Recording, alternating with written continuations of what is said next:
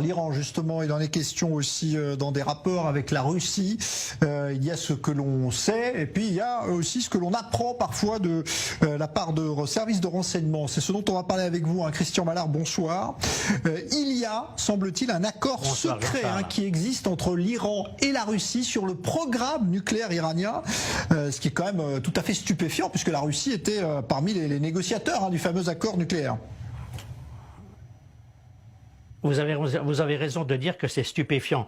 C'est un accord qui est scellé dans la perspective de contournement, c'est le terme clé, de tout accord actuel, ou je dirais même d'accord à venir, auquel participeraient les signataires de l'accord de 2015.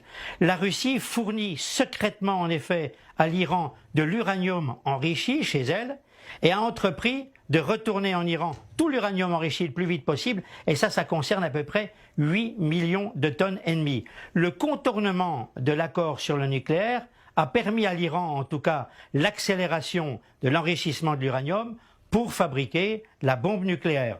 Cela mine, bien entendu, vous vous en doutez, les intérêts américains et a donné de facto aux Russes le contrôle sur l'accord actuel.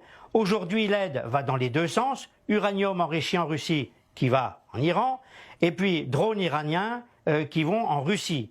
Selon de nombreux experts, le nouvel accord Iran-Russie rapporterait à l'Iran, tenez-vous bien, 275 milliards de dollars la première année. La première année, ça sera en juillet 2023. Avec quelle utilisation? On peut se douter que ça sera pour continuer les opérations terroristes au Moyen-Orient et puis surtout financer le développement de programmes de missiles balistiques nucléaires, en tout cas.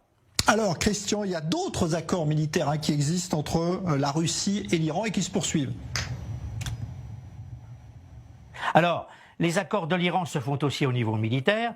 200 containers remplis d'armes sont partis en destination de la Russie, 100 millions de balles, 300 000 obus. Ce sont 2 cargos russes qui sont partis d'un port iranien à destination de la Russie via la mer Caspienne, nous dit-on. En tout cas, la Russie contourne les sanctions occidentales comme elle contourne les sanctions imposées à l'Iran.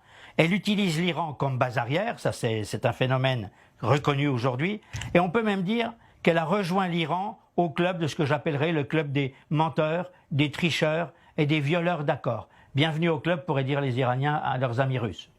Merci Christian Mallard, consultant diplomatique.